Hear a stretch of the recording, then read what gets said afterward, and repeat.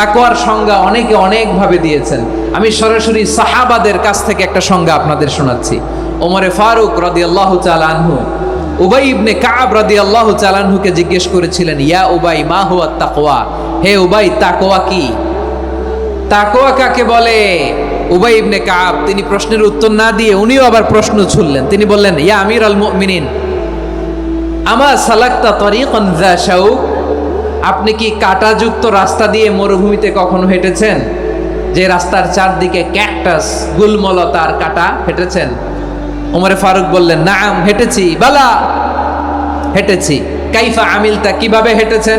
ওমরে ফারুক বললেন, শাম্মারতু ওয়াজতাহাত্তু, আমি আমার জামা জুব্বা আর চাদর আটোসাটো করে গায়ের সাথে এমন ভাবে মিলিয়ে রেখেছি, এমন সাবধানে হেঁটেছি যাতে করে মরুভূমির ক্যাকটাসের গুলমলতার কাঁটা আমার গায়ে বিঁধে না যায়। উবাই ইবনে কাব বললেন, ফাযালিকা হুয়া তাকওয়া, আরে তাহলে আপনি তো ঠিকই জানেন তাকওয়া মানে কি, এটাই তো তাকওয়া। ওই রাস্তা দিয়ে যেভাবে হেঁটেছেন পুরো দুনিয়ার জিন্দেগিটা এইভাবে সাবধানে চলার নামই হচ্ছে তাকওয়া। চিল্লায় বলো ঠিক কিনা?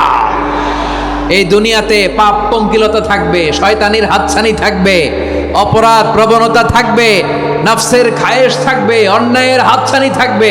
সব কিছুকে দলে মুচড়ে পেছনে ফেলে সাবধান হয়ে এই দুনিয়ার সিরাতুল মুস্তাকিমের পথে চলতে হবে। যে রাস্তা শুরু হয়েছে দুনিয়াতে, শেষ হয়ে গিয়েছে আল্লাহর জান্নাতের ভেতরে। চিল্লায় বলেন ঠিক কিনা?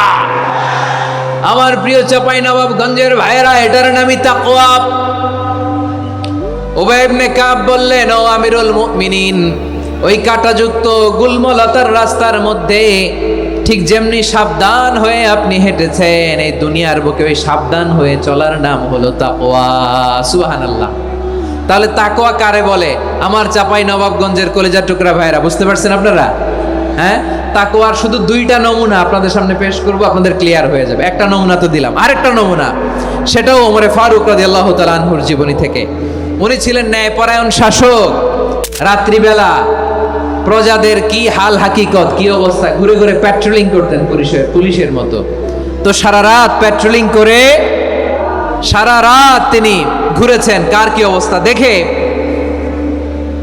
শেষ রাতে তিনি ফিরে আসতেছেন। তিনি থাকতেন, সেই বুখারীতে এসেছে, কানা ইয়াসকুনু ফি আওয়ালিল মদিনা, মদিনার উঁচু এলাকায় থাকতেন। তো ফিরে আসার সময় উনি একটা প্রাচীর বেষ্টিত ঘরের পাশে দুইজন নারীর কথোপকথন শুনতে পেলেন। কয়জন নারীর?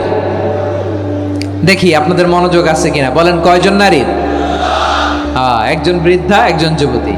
উনি কান লাগিয়ে শুনতে পাচ্ছেন। বৃদ্ধা মা, ওমরে ফারুক কাউকে দেখতে পাচ্ছেন না, শুনতে পাচ্ছেন। বৃদ্ধা মা তার যুবতী মেয়েকে বলে, এই তাড়াতাড়ি উটের দুধ দহন করে উটের দুধের সাথে পানি মিশাও, তাইলে কালকে বাজারে মদিনায় বেশি দামে বিক্রি করা যাবে, লাভ হবে অনেক। বৃদ্ধা মহিলা এটা বললেন।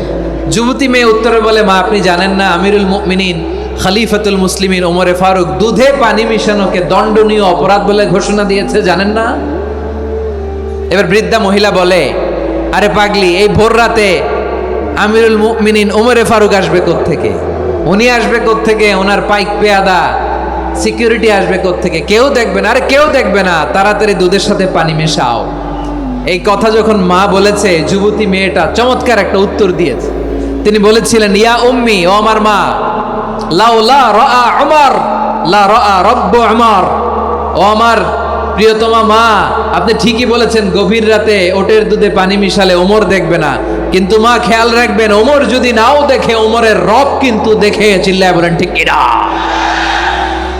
দিস ইজ কল্ড তাকওয়া। লাউলা রাআ উমরু লা রাআ রব্ব উমর, ওমর দেখে না কিন্তু ওমরের রব দেখে। চিল্লায় বলেন ঠিক কিনা? এজন্য রব্বুল আলামিন বলেন, লা তুদরিকুহুল আবসার ওয়া হুয়া ইউদরিকুল আবসার ওয়া হুয়াল লাতীফুল খাবীর।